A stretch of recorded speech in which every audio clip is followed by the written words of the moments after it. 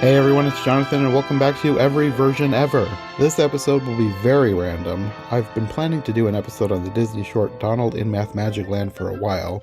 It's definitely not an adaptation of Alice in Wonderland, but it has a bunch of Wonderland-inspired nods in it, so I thought it could fit in with my other Wonderland episodes. I asked Jenna and Mark to join me for this one as they're both Disney history buffs. I also could have sworn Mark had suggested we do Mathmagic Land years ago. He didn't remember suggesting it, but was totally down to do it anyway.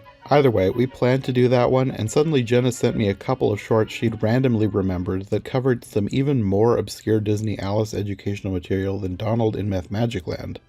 I love obscure Disney shorts, so I was like, perfect. So before we talk about Donald in Mathmagic Land, we've got two other very random edutainment shorts from Disney starring Alice in Wonderland.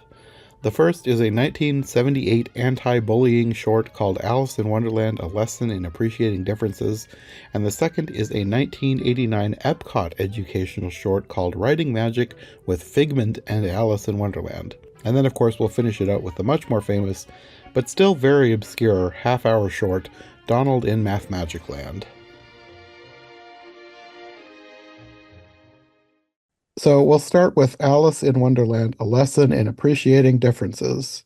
Do you have like backstory on this, like where it came from? I mean, I know it was, I know it's 1978. I know that it was made by Disney Educational Programs. I know that wasn't necessarily a new thing because I think maybe I should have done some more research into the educational programs. But I remember like there was some stuff with like Jiminy Cricket, no full programs before this. So it feels really clumsy to me though. So you would think that they were starting out or something, but no, they weren't. But at least the previous stuff was like animated stuff. I don't know, maybe they hadn't done live action before. No idea. Um, the only thing I know about this one for sure is that there was this very strange rumor that circulated around that you know how in the Disney movies they don't do Jabberwocky. Mm-hmm. Um, and for some reason, I don't know how, because you can imagine this film, yeah, I use film loosely, short, I would say short, um, would be recorded in like books, just the title and the year, and there usually wouldn't be any more information about it. So I think somebody saw this, and for some reason, they went, "Oh, the Jabberwocky's in it." And for some reason, everybody else took that and they just ran with it. And at some point, there was some like cell, like some like commercial cell Disney made at some point, I suppose, showing a Jabberwocky like over a background. And I don't really know the history of that cell, but someone connected it like, oh, it's a frame from Alice in Wonderland, A Lesson in Appreciating Differences. Hmm. And it's like, in particular, it went really wild to Tumblr at some point, and I've never been able to make that connection of where this rumor came from, why someone thought this, and why everyone else decided to run with it. Because it's like, if that was the case, wouldn't it have been tracked down like immediately, and someone would have been like, "Hey, it's actually kind of boring, guys." it, it doesn't. That would actually be an interesting shirt if it was about the Jabberwocky and he's like feeling left out or something because he's so different. Very But no, much. that's not what happens. So that is actually ironically the most interesting thing about this short, in my opinion. Yeah, I didn't even know that, and I agree with you. Yeah. So that's pretty much all the quote unquote background I have. And part of that isn't even really about the background. Was it released? Like this isn't long Oh, enough to it be a would be released show. on like um I'm bad with formats, but it'd be released on like reels and they would show them in Hmm. schools. To Um project reels. yeah, Oh, Disney okay. educational That programs, makes sense. yeah, they would send materials to schools that or you could have them for purchase. Not too long ago, they still had like a separate website where they would sell all this stuff on DVD. I remember my old collaborator on Curious Archive found that website and a bunch of stuff for sale and he bought it. And most people aren't really aware of it because it's usually for schools. Okay. Yeah, I think it can get kind of expensive because technically it comes with like a license to show it or something. I don't know. Mm-hmm. But yeah, so it's literally just shorts, reels. They're meant to show children it's a movie day. I guess we'll just jump into it. Um, There's so little to jump into. I It's mean, yeah. this little yeah, girl, well, not a little girl, she's like almost a teenager. I wrote that girl is too old for this lesson. Yeah. The whole thing felt like almost forced. Like Yeah. Yeah, it feels like something that should be obvious, but that probably has to do with the fact that she was so much older than she should have been. It would have felt more natural if this was a little girl, but whatever. She's basically talking about her friends are planning on ostracizing a new kid because he's weird and Poor guy. awful. But she doesn't explain why, like what Yeah. he did that was awful and different and weird, and she just keeps calling him that. I think the only thing she said was he wants to walk me home or something. And it's like, But it didn't seem it's a like bit that forward. was, yeah. Is that weird though? I mean, I suppose if you truly do not know someone, it's sort of strange, but like I would if you're feel a little weirded out, to kids, be honest. Hmm. Yeah. yeah, I mean, I would too, but I don't know, it feels like it shouldn't be that weird for this setting, but also she's way too Don't old you for know, this. like that's practically getting married at that age. If a boy walked you home, then you're practically married. That's I feel like if the kid was the age that this lesson feels targeted towards, it would feel less weird. yeah, Because like if it's a 6-year-old and another 6-year-old says, "Want to walk home together?" That doesn't feel weird. yeah, I agree. Even in the short, it didn't seem like that she thought the guy was weird because he offered to Yeah, walk her yeah. home. It seemed Oh like yeah. he was already preconceived as weird before this, and then oh by the way, he also offered to walk me home. No, I agree with you. Like it seemed like she already had the opinion he was weird. And then that Hmm. like was the cherry on top, because why would she let a weird boy walk her home? But yeah, they never really addressed why he was weird. Oh, yeah, also, did you guys catch that her name's Alicia?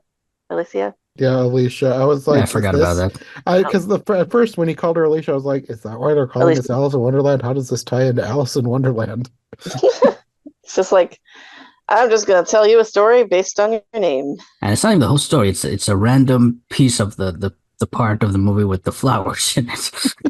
That's all the story is. Yeah, so for anyone watching this who hasn't watched it, it's literally the live action is original. That's something you can say about it. Um, I will say the sound is atrocious. I don't know what they thought they were doing. It was so windy, it sounded awful. But anyway, it's a young girl. She's judging a new classmate to like an adult who's like an uncle, neighbor kind of person, whatever. Who Uncle then Phil. explains Uncle Phil, yeah, and he's like, it's not so nice to judge. Like Alice was judged when she went to Wonderland, and then it uses clips where Alice is Wonderland. It's basically just the All in the Golden Afternoon Yeah, I sequence, was and gonna then say it's not really even clips, it's just like the entire scene of the Yeah. Golden Afternoon song followed by her being bullied, which is all one part of the movie. yeah, Which I think is the most exposure that scene's ever gotten.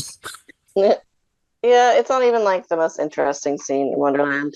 Hmm. It's really the only thing you can really like get out of the movie to be anti-bullying. Hmm. To be honest, I don't think this lesson is a bad lesson to use Alice in Wonderland for. I just don't think there's anything in the Disney Alice that you can adapt to do this. Because Alice doesn't really like appreciate the differences she comes across in the Disney Alice movie. That's true. He's just so tired of it all. Not really like, oh, this is so neat. Wow. I'm so glad I came here. It's more, I want to go home. People are weird. Like, so I, Alice was the bully all along. That's a deep yeah, message right there. pretty much. So it's kind of, I don't know. It's like, I don't think this is the adaptation for this lesson, but they got the one scene from the movie, I guess. Good for them. And that's it. She learns that she was wrong, I guess.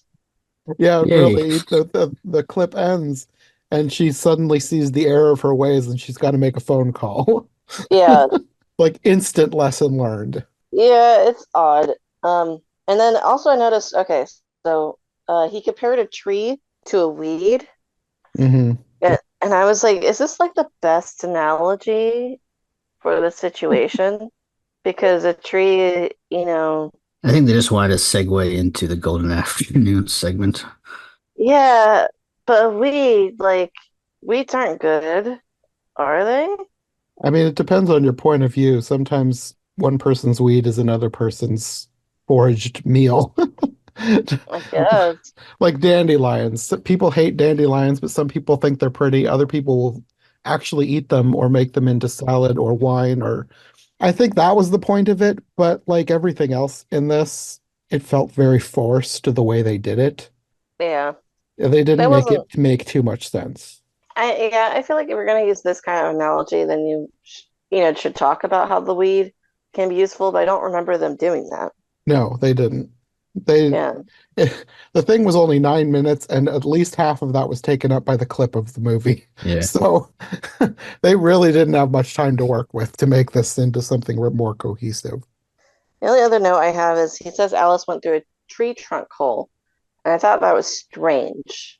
Hmm. Um, and that's all I have notes on.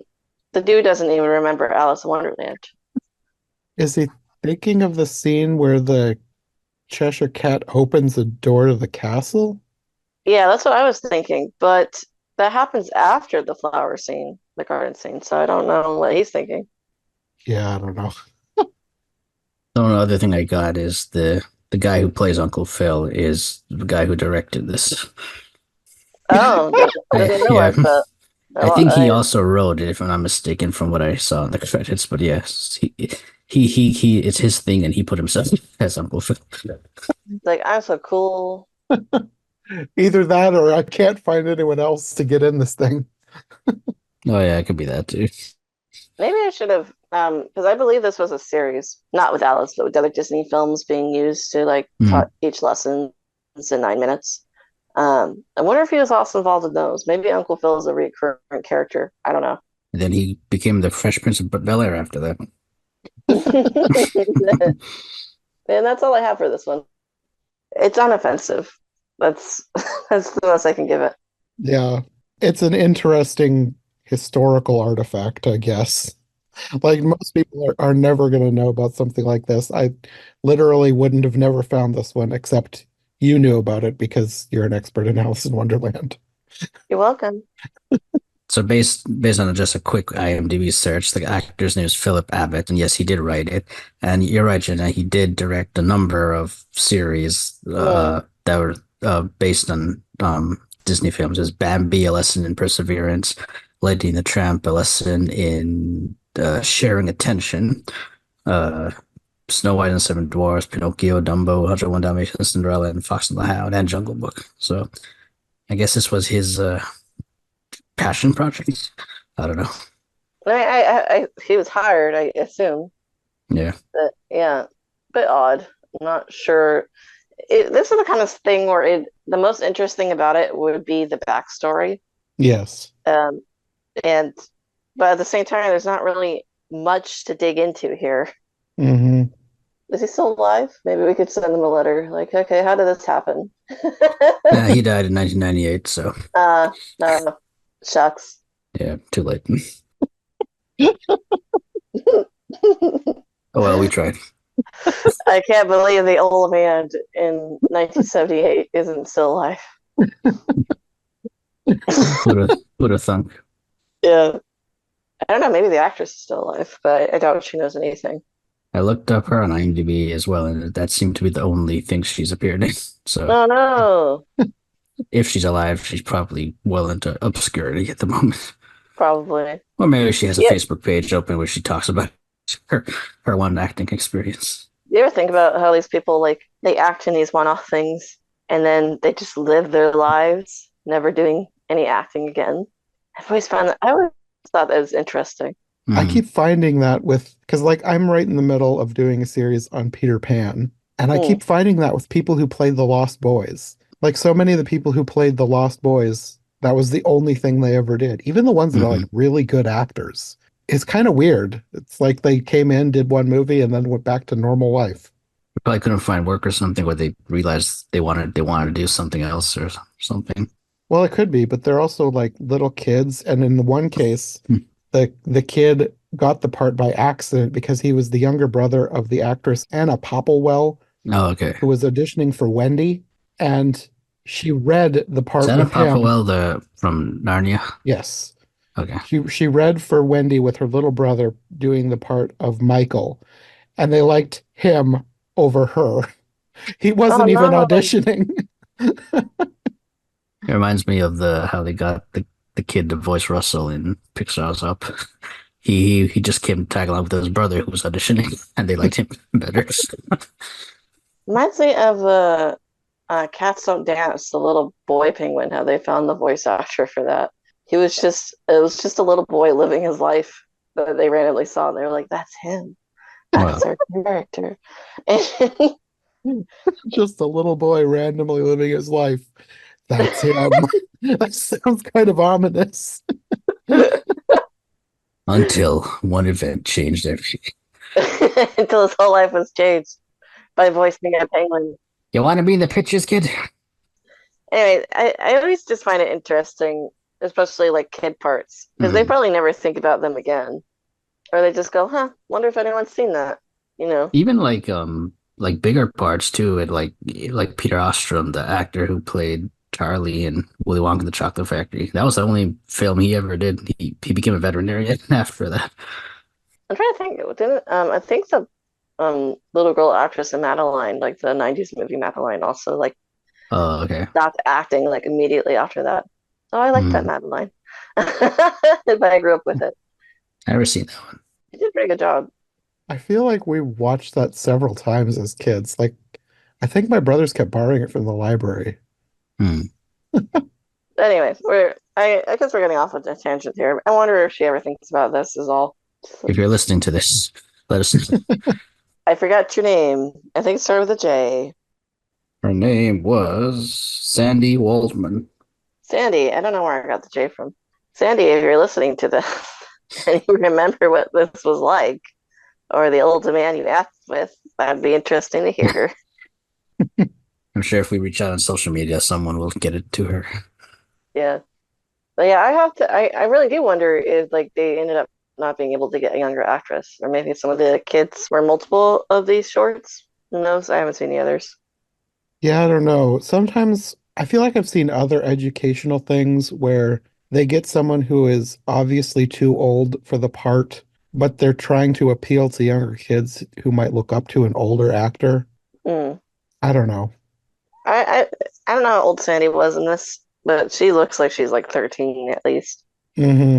Yeah, definitely looks too old to be ostracizing someone for being weird. Although, I mean, I guess that still does happen, so Well, to innocently do it. that's Now, true, yes. Yeah. I believe teenagers at this age are doing it purposely. Oh Yeah. yeah, Yeah, that's it's a true. skill. Yeah, but that's at that point it becomes a hobby. Yes, one becomes proficient in it. Hey, that's all I have to say about this one. Yeah, we can probably move on to writing magic with Figment and Alice in Wonderland. I like this one a lot more. Just rolls off the tongue. I have always heard of the character Figment, but I have never seen him in anything. This is the first time I've ever seen Figment in Oh, anything. okay. Oh, Because oh you yeah, haven't been you've to never the been to a Epcot, Disney yeah. park, huh? Hmm. Yeah, Yeah. no, I haven't. Do you want to explain it to him, or shall I?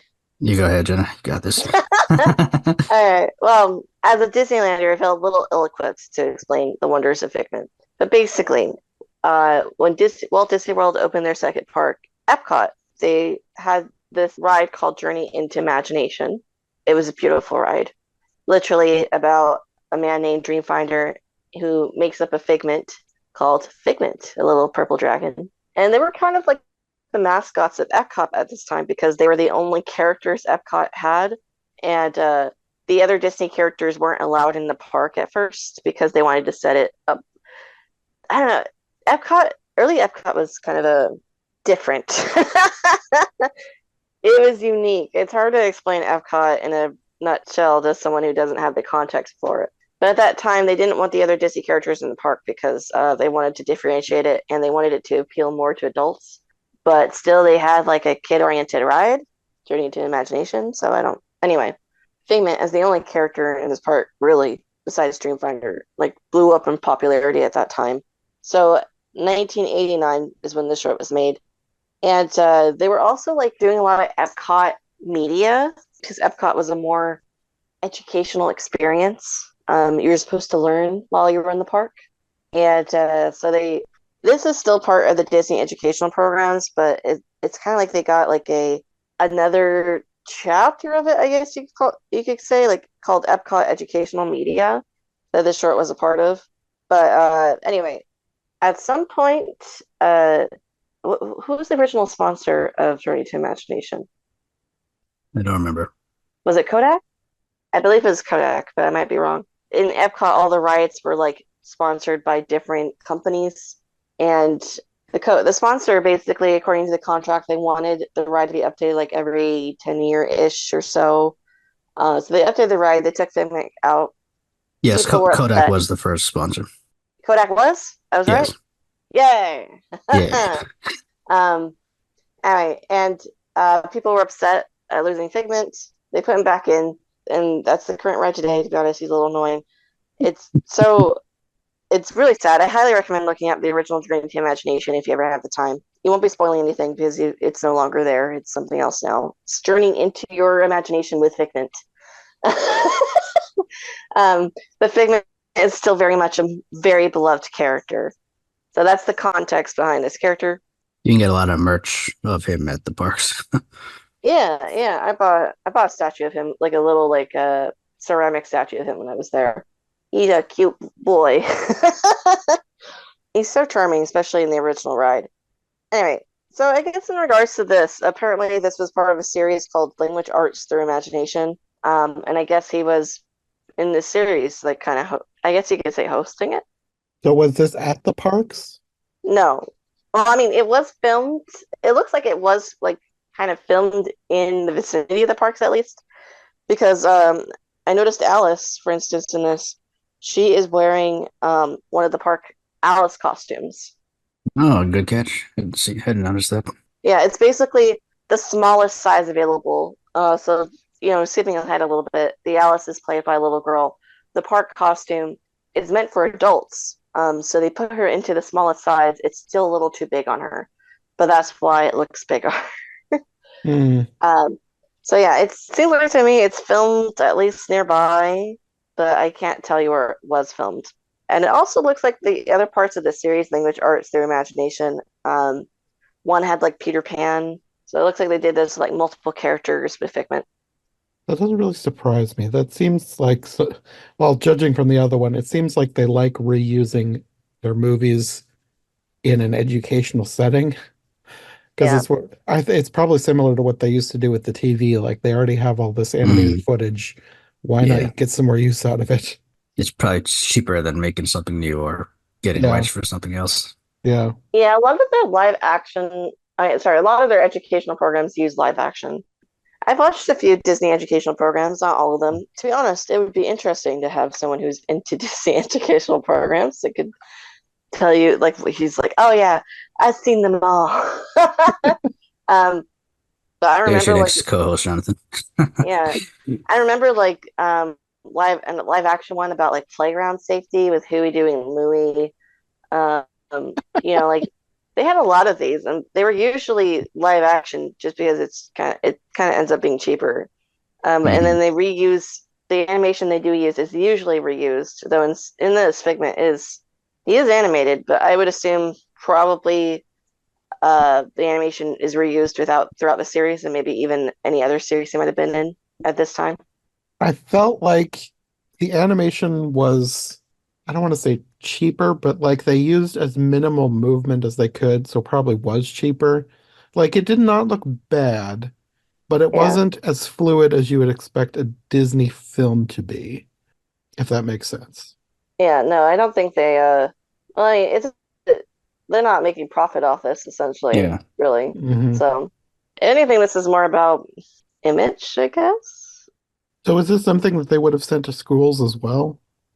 Yeah, or schools would have bought it. So this would have been on a VHS tape. So I guess we could jump into it. So this one, there's a kid. He has a Alice book. Funnily, I had the same Alice book growing up. I thought it looked familiar. I didn't have it, but it looked familiar. So I wonder if it was something that maybe I saw at the library or something. It was pretty big at the time, I think. And Alice goes missing in it, and Figment's like, want to help Alice get back to Wonderland, and yeah, that's basically it. That's the plot of the short. And for some reason, they decide writing a story will help her get back into Wonderland, even though it's never really explained why she's out of Wonderland. And that's There the was so story. much about that that did not. I mean, it's supposed to be teaching kids the writing The process, writing like process, yeah. brainstorming, writing, and rewriting. But like Yeah. the way they went about it, it was like if their imagination has this much power to bring this wizard to life and then to go and visit the wise dragon in another land, why can't you just write that Alice goes home? Yeah, it's silly. But to be honest, like I remember this whole like, oh, how to write a story thing when I was a Hmm. kid, and these exact steps. But like like oh yeah, I remember this, and I never understood the revised one, right? The revised step, because I'm like, I wrote it. What do you want from me? Like, you want me to rewrite it like immediately after I wrote it? And then, that's not how revising or drafting your story goes. I feel like if not that I'm writing fiction or anything, but I feel like I'm rewriting as I write. Yeah. Yeah. Well, it's like it's an understandable process when you're an adult. I feel like it makes more sense to kids if you like have them ask other people what they think and whether Yeah. they like, incorporate those ideas into their story or something like that. Hmm. But I never understood that as a kid. I was just like, okay, I'll change some words around, I guess. Like, Change a big to a huge or something like that. and I guess the main thing is just teaching kids to like be open to changing things. Like your story's not done. Your story just doesn't have to be done because that's just how it is. You could change it if you want to, maybe. Hmm. But I don't know. I've always thought it was a weird way of teaching kids how to write stories. But that's not any criticism of this actual short, really, because that's just something they did. Were you guys ever taught to write stories like this? I don't remember how I was taught to write stories, actually. I don't think I was ever taught really to write fiction. I was mostly, my writing projects were like book reports, not making up I my own stories. I remember the 5-page essay that I remember got knocked into me from When a young age. the first time I 5-paragraph essay, sorry. really the first time I can think of that I was given an assignment to write a story was in college when I purposely took a fiction or poetry writing class because I took a few of those classes just because I was interested in that kind of stuff. Hmm. But I don't remember ever being assigned that for regular school. Oh, well, that's interesting. I remember it. I think maybe in 5th grade, I did have to write for our language arts. We had writing, like had to write some stories. I remember writing for that, but I that's probably it. I think I wrote stories for fun, but Yeah, I don't think same. I was ever Not for assigned school. it. Hmm. I wrote stories for fun. I never rewrote my stories, though. Hmm. I didn't either.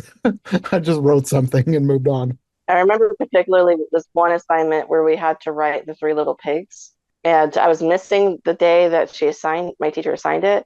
So I came back the next day and someone was like, "Oh yeah, we're writing our stories about Three Little Pigs. You think you have to write a story?" And I was like, "What does that mean? The The Three story Little already Pigs is the Three Little exists. Pigs. Like do I have to write about what happens to them after everything? Is that it?" And so that's what I did. I guess my teacher was trying. I guess she was trying to teach them about adaptations. I don't know, retellings. It was weird. Like putting something in your own words, I guess. I don't know. Yeah. So my version, the little kids, Three Little Pigs went to college after everything, Wow. and then became educated and got jobs in the happily ever after. Education saves you from the big bad wolves. Ironically, I did not go to college. Or Nice. actually, I did. I didn't finish.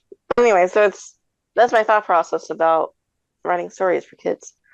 Whereas this thing, um, this short, I said, let's see, I said Figment kidnaps children confirmed. Um, which he does. Uh, the Alice actress isn't that bad, and she's even attempting Catherine's Beaumont's accent, which is a difficult accent. I thought the accent was good. Wasn't sure if that was her real accent or if that was she trying to do it. It does sound put on. Like I don't believe it's Hmm. her actual accent. I think she's trying to imitate Alice. I wasn't fond of the kid though. He annoyed me a little bit.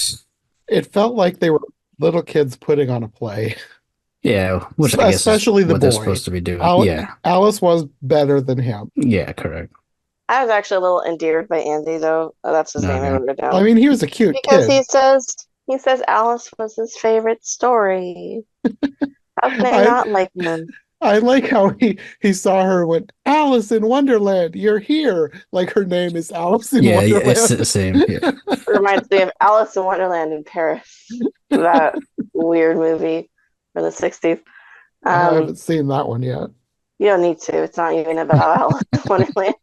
It's uh anyway, so I'm like, oh, it's his favorite book. How wonderful. And then immediately almost negates it. I still kind of like him, but he almost negates it by saying, I know a girl named Dorothy with ruby slippers. And I was like, oh, screw you.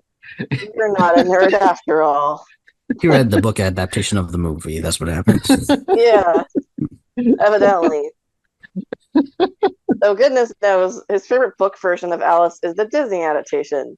So Correct.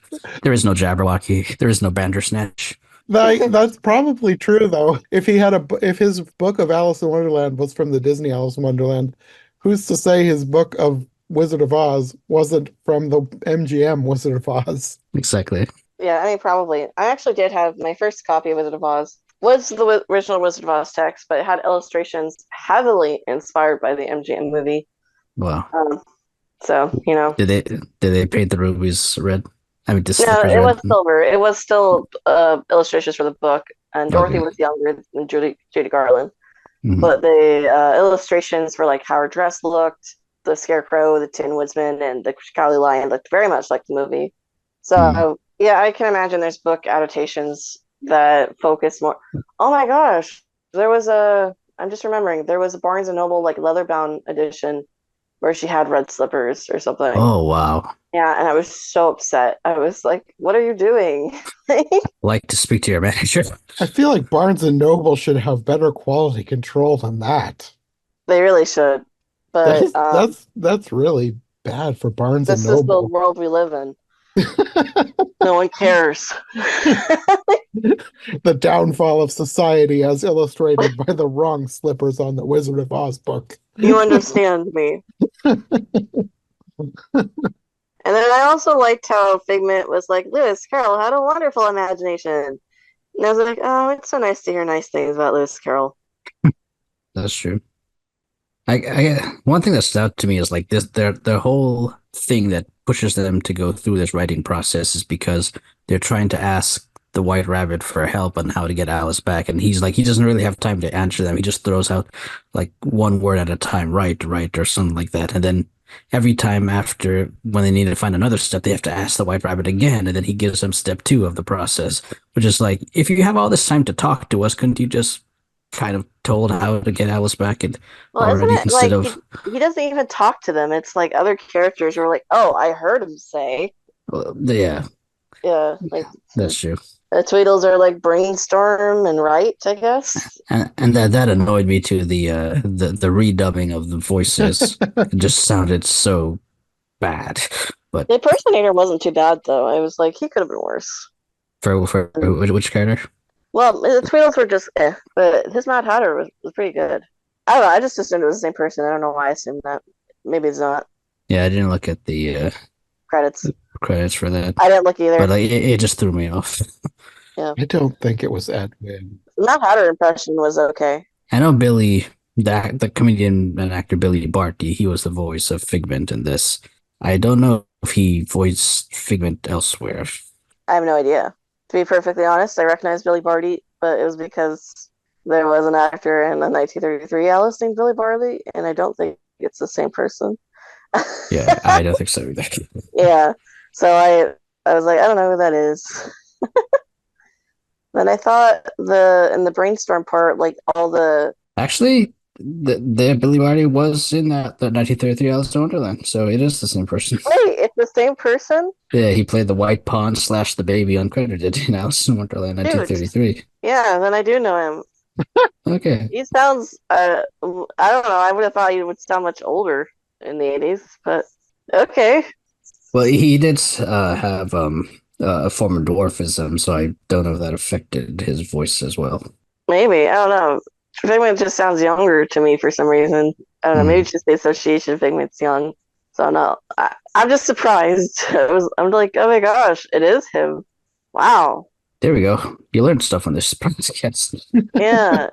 I was just gonna be like, haha, same name.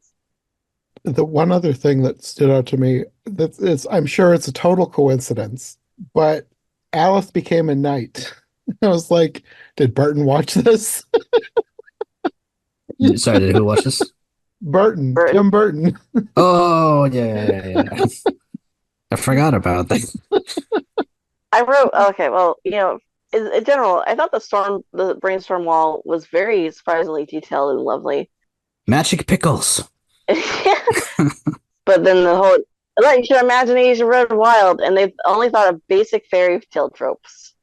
Um, except for Figment, who's actually trying, and with pickles. But yeah, like I wrote interesting that Alice is a knight and not the other way around. Considering that she was crowned a queen in the Looking Glass. Oh yeah, they should have done that. I don't know. I thought it was kind of nice to be honest. But my gosh, that suit of armor looks awful. It looks so uncomfortable. I don't envy her. It was like half a suit of armor. It's Yeah. like her dress was sticking out from underneath the top half of it. Knights and dresses. And I wrote, is role playing really writing? Thoughts. These are the questions we need. Is LARPing writing? Um, I feel like if you asked some nerds that they would say yes. Yeah, it depends who you ask. it's definitely a creative process. I don't know if I would call it the same as writing. Um, I I'd say guess it's it depends on storytelling. how you're doing it. Yeah, I That's don't Larpers, let true. know. us know in the comments. Do you count it as writing? I don't know. I'd say you are making a story when you're LARPing. I don't think it's writing. The storytelling, just not writing. Yeah, exactly. I understand. I guess though in this we're ignoring that because watching kids literally write would be boring.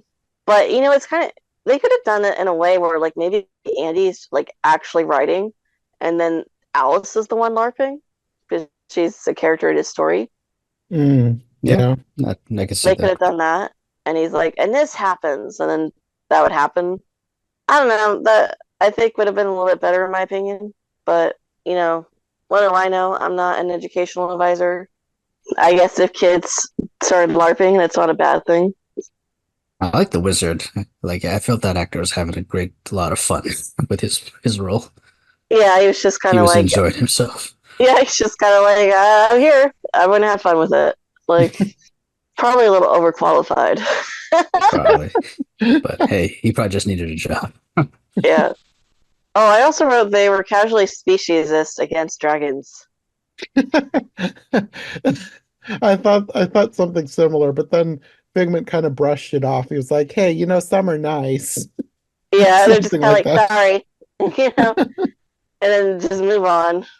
He's in the background. He's like, I'm gonna get these children. Hashtag not all dragons. um, so they come up with this like generic story, which is so much like kids. Actually, this is a story I would have told as a kid. Like, oh, something happens, and now we have to go ask a wise character what to do, and we go on like this task, and we don't talk about like the stuff that happens while we go on the task, just how hard it was supposedly, and then the wise character tells us what to do. We go back, and that's no problem at all. We just get there, zippity zap, then we do the thing, and it's solved. And that's pretty much what happened here. I will say, I noticed, I don't know if you guys noticed, a sign in the dragon's lair or cave, whatever, says Disney Procs, like Didnee, and then Procs, Procs. And I was like, that's interesting, like Disney Productions. Hmm. Little Easter egg, I guess. I think I did notice that now that you mentioned it. Yeah. it amused me because it's spelled stupid, and I love when Disney is spelled stupid. Like the Disney and Daphne meme. Exactly. I used to say the Disney when I was a kid, so just to be dumb. Oh yeah. Also, I was like, okay, wait. The wizard forgets his magic, so he can't send Alice back to Wonderland. So Alice as a knight has to do the stuff that we're told and we don't see, and ask a wise dragon how to help the wizard get his magic back. Why doesn't she ask the wise dragon how she could get back home? Ah, Again, that's there's the rub. Yeah, there were so many things with this, with all the powers of their imagination. They just had to go in this very roundabout way of finding this wizard, but then the wizard doesn't know the magic, and then they have to ask the dragon, and then the dragon gives them a nonsense phrase, and like that doesn't work, and then they have to rewrite the story, and then there's a witch who stole the spell book, and then it's so meandering. yeah, But I guess, like you said, it is sort of like how a kid would write a story. So I guess in that respect, it does make sense. yeah. Like, I guess my thing is, it feels very much like something you is like. It feels like that's how the script's written, essentially. Hmm. They're like, okay, we have this goal of we want to have this thing teach children how to write stories. Figure it out. Oh yeah, and it has to involve a Disney character. Yeah, we need to use clips from our archives to cut down on Yeah. budget costs. Someone else is like, I really like Alice in Wonderland. They're like, cool, great. The kid can write a story with her or something. It doesn't make any sense. And also throw in the witch from Snow White for some reason. Yes. Yeah, that was weird, actually. I, I loved how they said And she was she chased. died by from the forces of good, right? Yes, she was chased Yeah. out of the kingdom by a magic thunderstorm sent by the forces of good. So good, yes. Fall off the mountain with a scream. Forces of good. Ah! Gruesome death. I love those magical thunderstorms. Act of God, I say. And again, it's also never explained why Alice is even out of Wonderland. So it's a cute short. It's just a frustrating short when you really dig into it. You really have to treat this like cotton candy. It's not substantial. You just have to be like, that's cute, and move on. Yeah. Is it time to talk about Donald in Mathmagic Land? Yes. I think we've probably covered everything we're going to cover in the Figment short. Yeah. So this one has a little bit more thought put behind it because I think this was from, what was this? Now I just opened the wiki page. I thought this was from the Wonderful World of Disney TV show, but it says it got nominated for an Oscar. It was released theatrically in 1959, and then 1961 it premiered on Walt Disney's Wonderful World of Color. Yeah. Okay. I've always just, in my head, I've always thought of it as from the Wonderful World of, well, Color, but Disney. I guess that makes sense that it was theatrical because there was a much higher production put into this than I would have expected from a show. I will say, at least I've only seen the first episode of World of Color because it's so hard to watch World of Color, Disney. Hint, hint. Yeah. I'm looking at you, Disney. Last time I talked about this, you probably did a streaming service, but you only put select episodes on there. Why don't you put the whole thing, Disney? But anyway, it's a very good episode. I like it a lot. Yeah, I enjoyed it. I really liked all of the like I'm not a huge math person, but I liked all the math puns. The thing that made me laugh the hardest, I think, was square roots. I don't know why. He said funny. that and I just burst out laughing. I'm not super into it overall, but like, I mean, at least it's half an hour. It has more depth than the other two. It's not my favorite. Mm-hmm. It's okay. I enjoyed it. I don't think it would be one that I would go back to, but I thought it was more educational than the other ones that we've talked about. Like they actually taught concepts that you could remember and use in other ways. It felt like it was trying to convince me that magic is cool. Not magic, sorry. Math magic. Math magic. Yeah, math is cool. Yes. And it's like, okay, all It right. it felt like somebody who really loves math trying to convince somebody who really hates math that my interests are cool too. But you know that one point where where Donald's like trying to figure out the billiards and like Mhm. completely failing at Yeah. doing the angle thing. That's me with math. So like yeah, I guess when you talk about that, it seems like it might be cool. But then when I try to do it, I'm like, nope, no, it's not. I can't do it. This brings me to the main question I had after this, watching this was, I mean, I've seen this before when I was a kid, like maybe in first grade or something, but I haven't seen it since then. But my biggest question is like, what is the targeted age range for this short? Like, That is a what good because question. a lot of these mathematical like I was one class away from getting a math minor, so I do like math a lot, but Oh, I good. feel a lot of these topics taught in this, like, it's not really like, arithmetic or numbers or something that, elementary school kids could maybe learn from or targeted. It's more abstract and geometric and angles, and then just like, oh, there's patterns in the world and stuff like that. So I wasn't sure, is this meant for like elementary school kids? Is this some middle school, high school? What is the age range meant for? It's weird because at the same time, I feel like it doesn't really appeal to kids that much either. Exactly, yeah. Like at one point, they're talking about like billiards and stuff, and I can't think of any kids who would really be interested in that. Which is why I'm thinking like at least high school kids at the minimum is what this is aimed But for. then at the same time, that it feels too young for high school kids, right? Like Yeah, as well. It's just like it's kind of weird for mess. everyone, but also no one. That's a good way to put it. Yeah, and I did also think that they're like it was a little too broad. Yeah. It's more like just trying to convince you, guys, math isn't like as useless as you might think it is. Hmm. And I'm like, okay, I guess. All right. Which goes back to like, yeah, I feel if that was the message they're trying to send, you could do this, at a less broad perspective using numbers and arithmetic and aim it at elementary school kids, and you could get the same message you're trying to teach, and it could be something that would appeal to them and also get them interested in mathematics or something like that. But yeah, it's just a strange the intent and the execution of this is two very different things. Yeah, I agree. Do you have any thoughts, Jonathan? Mostly just that, like you said, it feels like somebody trying to convince you that math is cool.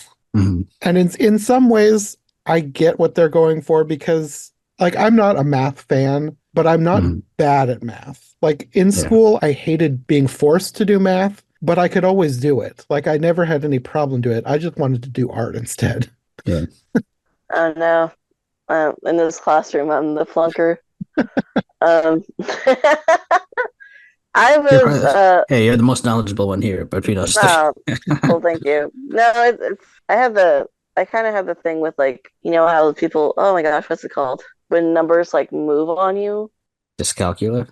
Yes, that's it. Dyscalculia. Mhm. It's like dyslexia, but for numbers. Yes, and I've always had this problem where like whenever I do numbers, I somehow like math equations. I somehow always end up with the wrong number, like completely out of left field. Anyway, so I've always struggled with math. So this kind of short, well, it was entertaining. Sometimes I was, you know what? I don't know if I want to use the word entertaining. Yeah, I think Um, that's too much. That's too strong a word. it's just it was edutaining, is what I would call it. Where it's just like it wasn't completely boring, but it Yes. wasn't entertaining. So it was entertaining, but it also was like I can't really engage with this on a deeper level. Besides relating so much to the Donald, and then the point where you look in his brain is like, oh no, he's relatable. Um, in terms of Alice, I really appreciate like the very beginning part. I felt was very told you would. Yes. Yes, they even had the The pencil bird. yeah. Yeah, the pencil bird was like lifted straight out, and I like how they went a step forward and gave him like a ruler body too. I forgot what the things Oh are yeah. called. I don't remember what those. Yeah, What? It had one of those. It's not a ruler. It's not a. it's like a triangle It's ruler. it. Yeah. It's Yeah, this I was thinking episode's of named protractor, but that's more hemispheric. it's tractor something. Oh well. A triangle ruler is called a set square. Okay. See, that's confusing right there for some people. Yeah, that's confusing. But I liked that because it kind of felt like, Lewis Carroll was a mathematician, and it kind of felt inspired by that a little bit, though I can't say that if it was on purpose. But it was like, I feel like if Lewis Carroll as a person saw this, he might have gotten a kick out of it, especially the square roots. I think he would have really liked that. But, and then the part later with the Looking Glass land, that's basically through the Looking Glass as Disney ever gets, like classic Disney. Yeah, I was kind of surprised at how much of that. Like, I was like, this feels like if they'd ever made Through the Looking Glass, they could have done something like this. Yeah, and I enjoy Donald being Alice. It He's the was, right one. He was the right one to put. yeah. It wouldn't work with Mickey or Goofy. It's interesting though. Like, obviously, he's meant to be the Disney Alice. He's got the same dress and the same hairstyle, even though it's got a bit more of a curl on its end. But he's a brunette in this. Kind of odd. That's why it felt off. Because I Yeah, only watched this one once because it was the longest one. I didn't have time to watch it again. But I was like, I was looking at him and I was like, this feels right but wrong at the same time. That's why. It was the hair. yeah. The hair was weird. And other than that, I liked that they call him a lost Alice. I don't know. It just it kind of implies that they have this history of Alice's walking in and getting lost, and I like that. Um, I don't think it's supposed to be taken that way, but I find my jollies where I can. I also like the part where he goes very interesting. Like he doesn't really care. He's just done. Um, but I felt that was very Alice like. That's something she would have done. Like very interesting. Like especially in Through the Looking Glass where she's kind of done with everybody's tomfoolery. Just like, yes, read me another poem. Go ahead. And that's really all the Alice connection I can really see in this. Though there was kind of a hall of doors towards the end. But anyway, you guys got any comments about those parts or the rest of the short? The main thing that this short taught me, like with all the math stuff, like I said, I was not bad at math. So for most of this, I was like, I already know all this stuff. Mm, The thing that when I started like actually feeling like I learned something was like the billiards. It's like, yeah. oh wow, this Yeah, actually I agree. like I've never understood billiards or pool, and this also taught me that billiards is not pool. I thought they were the same game, but billiards apparently doesn't have pockets, so that was interesting. I think this also taught me that same when I saw this the first time when I was like first grade. This also taught me, oh, billiards and pool are two different things. Well, it taught me that, and I'm in my late 30s now, so you learned it earlier than I did. I really thought billiards was Nice. just another name for pool. So, yeah, this actually is educational, I guess. You know what? I've seen this before, and I guess I must learn that, but I always forget it. So have I ever really learned it? There's the question. In a month or so now, I'm still going to call billiards pool and pool billiards. And vice versa. So yeah, I mean, I've never really played either. I've tried playing pool, but I never got it. I've only I done digital pool. Nice. I didn't really realize that there was that much of a strategy. That's the most educational thing was that like people are calculating. Yeah, billiards especially, like what we saw with all the angles and that there's strategy and skill and But I mean, math. you get that with pool too. Like people use Mm, strategy of pool as well. Yeah. I don't know that's how they true. do it. It's a game of angles. But yeah, I think the billiards part was actually I'm just gonna call it. It was the most interesting part in the short. Yeah, no, I agree. Yeah. For me too, yeah. Other than the Alice stuff, because I did find that fun seeing the Alice connections. But then I did Yeah. kind of get bored because I was like, I already know about the golden rectangle and the As an artist, I don't care about the golden rectangle. So Well, this was also the first thing that taught me the name of what we call the star shape is actually a pentagram, which is also what I learned when I watched this for the first time when I was first grade. yeah, It's like pentagram, there's the word. it's kind of a shape that has sort of association. Yeah. Um, Full disclosure, I watched this with my boyfriend earlier today, Mm. and when Donald gets the pentagram on his palm, he said, "No, I'm a Satanist." Uh, yeah, I kind of thought similar things when I watched this because I was like, yeah, if my mom had seen this when I was growing up, she would have thought I was watching something evil. First Donald's a Nazi, now he's a Satanist. This is what's going on. No, I mean pentacles seem really cool, or pentagrams, whatever they are. They're cool. Mhm. Though I think part of that segment, part of what made it weird was this whole secret society jam session. That Um, was awesome. yeah, I wrote once they groove, they can rest. Like Were they supposed to be ghosts or what? I didn't really know what was I think going they on with were them. ghosts. Yeah, because they're like transparent and they're in ruins. So I was like, I think they're ghosts. And then right after that, he gets the Sanctus signal. And it's just like, oh, he's part of their club.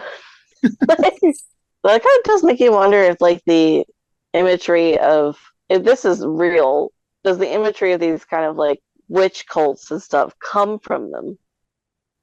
Oh, yeah. I don't know. Yeah, I don't know. Maybe I should look it up. Like the pentagram and all that. Yeah, like they weren't actually witches, but they felt like they needed to hide. They're secret mathematicians. Yeah, I wonder if some of that kind of evolved out of it because I'm on the Wikipedia page for Pythagoreanism, and it says that it was both a philosophic tradition as well as a religious practice. So I wonder Yeah, if over time this wasn't something that maybe evolved and or was subject to superstition that people kind of twisted and made into something else. could be. mm, yeah. History is interesting like that. Yeah. To be honest, I'm kind of surprised they even touched on it, considering, you know, America in the 50s and 60s was so Christian. Mhm. Well, I think this stuff like the Satanism stuff, that all happened more in the late 70s and 80s. Because that Yeah, turned into like the period people now call the Satanic Panic. So I don't Mhm. think that at the time that this was made, the pentagram and all that would have had the connotations that it picked up in the 80s. yeah. I think, well, like I was They were just thinking, worried about communism at the time. Yeah. yeah, prior to this period, because I'm thinking more of like the Haunted Mansion had a lot of like stuff that probably wouldn't have flown in the 70s, 80s. Hmm. There was kind of this thing where this stuff was more acceptable because it was thought of as like kind of like fairy tale-ish, like it was antiquated, like not actually Yeah. witchcraft. And then the Charles Manson murders happened, and even though that wasn't actually, witchcraft, I think that was more ramblings of a madman. I wonder how many podcasts about Donald and Mathmagic Land end up into discussions about the Manson murders. Oh, how many podcasts are about Donald Math Magic Land? That would be my question. That's true. That's the first question we can answer. Yeah. You're welcome, Jonathan.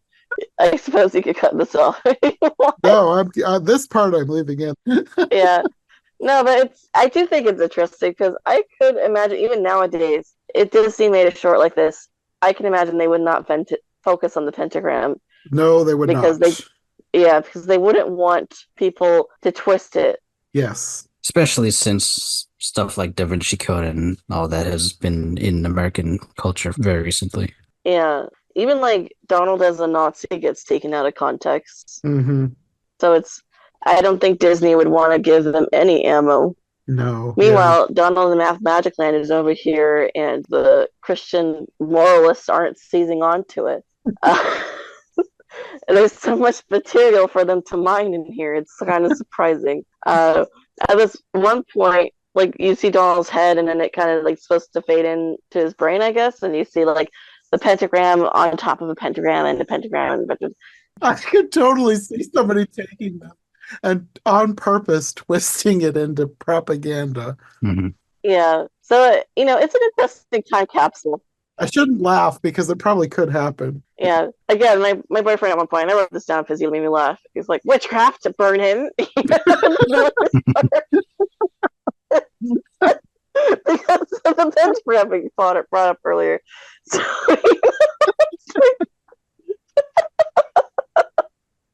math is magic. I got it. He was there in the title the whole time. They were telling us in the title, it's all a secret conspiracy. But yeah, this is. I think that's all I really have to say about it. Do you guys have anything else? Well, speaking of Haunted Mansion, when you mentioned that earlier, Yeah. Paul Frees is the voice of the Oh Spirit yeah. Adventure, or whatever it's called. I Yeah. thought he did a really great job. I actually thought it was some educational narrator they got to be the narrator, but no, it was Paul Frees. I was like, wow, this guy is really Disney talented. loved Paul Frees at this Yeah. time. He Hmm. was their boy. He was in everything. For some reason, I had read that he was in this, and I just assumed that he was going to be in it as Ludwig von Drake. And then when I got to the end, I was like, Ludwig von Drake was not in this. And then I looked it up. Oh, he was the narrator? Yeah. But also, June Foray was the queen. And Dawes Butler was the king. Yeah. What other Alice thing did Dawes Butler do? Has he done Alice things? Did he do that Flintstone one we watched? Not Flintstone. Yeah, the Hanna-Barbera one. Was he in that? I think he might have Oh. been. I feel like we talked about him in a different episode. Yeah, he was the King of Hearts in that one, Okay. as well as the March Hare and the Sportscaster. So he's actually played a king from Alice in Wonderland twice, which is more than I thought is possible. But here we go. A king from Alice in Wonderland and a king from Through the Looking Glass. Yes. He gets around. Always royal though. Always a royal. Oh, I guess the one other thing I would say is like I feel this concept would be good like if Disney made like a series based on this, like maybe on Disney Plus or something, a series of maybe 10-minute shorts where Donald learns some mathematical concept in each of the episodes. I think that could actually work, and tailored correctly with the proper, educators involved could, be very useful in teaching kids mathematics and arithmetic. I think that would be a cool little spin-off thing they could do. I definitely think it would be better at making their points than this one does to Yeah. be segmented. Because this one kind of, in a way, it's kind of overwhelming. Yeah. It had so much, and yet it took too long to say some of it. Like I really felt like it meandered so much in certain areas, even the parts that were the most interesting, like the billiards being the thing that taught me the most out of this, since I already knew so much other stuff. It took forever. Like it wasn't that long, but it took forever. Josh, I thought the worst part was the nature stuff because I don't know. I guess they're technically not wrong, but it was so boring. That was the most boring to me, but it was partly because it was like I already know all this stuff, and also it's just kind of quiet, and they're just putting like stock footage with math shapes over it, and they could have done it more interestingly. Yeah.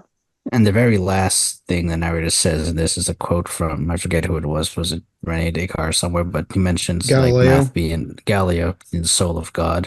Mathematics is the alphabet with which God has written the universe. Yes. So I was thinking, like, I don't think Disney has mentioned God in anything they've done in the past, I don't know how many years. So I'm trying to think this might have been the last thing chronologically I could remember where they actually Disney mentioned God. I don't think that's something they would probably do nowadays. Well, probably not chronologically, because like in Rescuers, Penny was praying. Rescuers, yes, I forgot about that. I feel like there was something else too, but I can't think of it right now. Yeah, like, I'm sure they mentioned it, but I can't remember it in the last few years. Yeah, and definitely not in the recent memory. Yeah, I'm okay with that, but that's just me. I'm okay with it not being referenced. I thought it was kind of weird, but at the same time, I think because Lewis Carroll is the mathematician, so I tried really, really hard to look into his math stuff, and it was Lewis Carroll. Yeah, Lewis Carroll. He wrote books about logic and math as well, Mm-hmm. and I tried. By God, I tried. He has some funny quips in between, so there's that. But anyway, he kind of said it himself at some point that, like, for him, math proves that there's a divine creator because there's all these kind of like coincidences or not coincidences, like these things all add up essentially. Yeah, correct. Yeah, so I think there's kind of a traditional mindset. And to be honest, I think it's also partially because probably way, way back in the day, they probably were like witchcraft. And they're like, no, it's proof of a divine creator, so I'm like not surprised by the ending quote. I don't think it's necessary, but there is kind of a traditionalist approach to it, I suppose. That makes sense. I feel like it ties into the other like ancient stuff they were talking about. Like not that Galileo is the same as Pythagoras, but Yeah. I mean the ancient philosophers talking about math. I think that's probably the tie-in. I think it makes sense from that perspective. I also had that the snowflake and Donald Duck kaleidoscope animation was pretty good. Oh, that reminds me. It reminded me of the Three Caballeros, the trippy imagery, Oh yeah, but also the part with the golden rectangle with him like looking at the perfect woman. I was like, okay, we're oh back to yeah, Three Caballeros, Donald. Oh oh yeah, oh yeah. yeah, yeah, yeah. I thought that too. Perfect Donald. That's basically him throughout Classic the Donald. movies. Yeah, Perfect Donald. He's gotta try. So we talked about Satanism, cults, Donald being creepy and perverted. Donald kind of has a pin up of Daisy in his brain. Oh, that's true. I forgot to mention that. I saw that too. Yeah, I was just like, at least he's faithful, I suppose, Sort while of. not being faithful in his actions. But yeah, His mind is only off for her. yeah, human woman ain't in his mind. There you go. Yeah, that's true. Human women are on the outside, the duck women is on the inside. For whatever that's worth. He knows he won't ever work with the human. He has realistic standards in the end, I guess. Yes. He has internal values. When it comes time to settle down, it's Daisy. Yeah. You know, hey, he's Donald is a complex character. He's never been famous for being logical and moral. Let's just say that. That's probably true. Yeah. But yeah, we touched a lot on this episode. You ran the gamut. Yeah. Who knew that math could be so controversial? There it is, kids. Don't watch this. It's too controversial. It's too controversial, kids. This is you know what? I'm gonna say at least PG-13. If for no other reason than kids under 13 are not going to care about this at all. It's a really big loss. So, do we believe this deserved the Oscar nomination for Best Documentary? I don't know. I'm just gonna say it was probably a weak year for winning then. I don't think it won, right? I think it just got nominated. Okay. Well, yeah, it was a pretty weak year then that they even nominated it. To be honest, I don't think it does it very well. Like it gives broad concepts, and maybe you could say it does the broad overview well. I don't know how I would agree with that. Maybe I don't have like the knowledge to be able to agree whether it does that well or not. It lost to a short film called Glass, which was about the glass industry in the Netherlands. Well, that sounds random, but I'm sure it was a better documentary. I could believe it. I'm sure the makers of Glass could boast about that. We beat out a Disney film, or documentary Oscar. What even is the definition of a documentary? Because like I don't know, this doesn't feel like it would fit it. That is true, I guess. Anything that's teaching What something.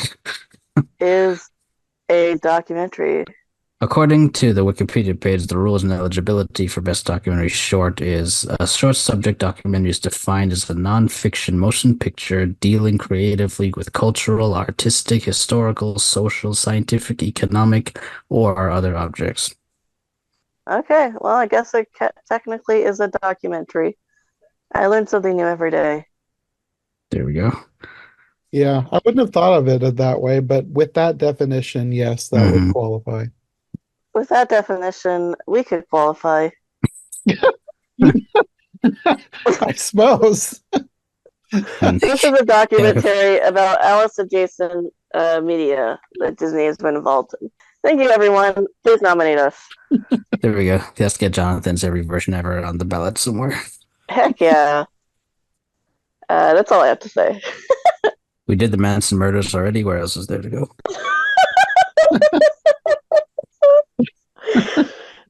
Well, on that note, I think that's probably as good a place as any to call it a night. That's the last time you listen to that Jonathan North podcast. So controversial. All he talks about is murder and cults and pentagrams. What is this? We started talking about Alice in Wonderland and Donald Duck, and somehow ended up on Charles Manson. Manson. Casual Nazi mention. I'm never listening to this guy again. Anyway, until the next episode, do you guys want to let people know where to find you if they want more from you? Jenna? If I'm not canceled, I'm Phantomwise on YouTube, and also love Get to the Fairy Tale on YouTube as well. And Mark? You can find my blogs at the Animation Accommodation and theanimationaccommodation.com and my live action Disney project at myliveactiondisneyproject.com. Okay, well, I'm sure we'll be back for something else in the future, but probably not the Manson murders. Alice in Wonderland beats the Manson murders. You never know. Jonathan starts a true crime series. There we go. Okay, well, see you next time. Bye. Bye. Thanks for listening to Every Version Ever. If you enjoyed this episode, make sure to subscribe and follow my co-hosts as well. My Linktree and all of our links will be in the description below. If you want more of my content, all my podcasts are available on YouTube as well as most podcast platforms. If you enjoyed this show, check out one of the other podcasts or check out my Patreon for bonus and extended episodes you won't find anywhere else. We'll be back soon with another brand new episode, so thanks for listening and we'll see you next time. Pass through the looking glass into Wonderland.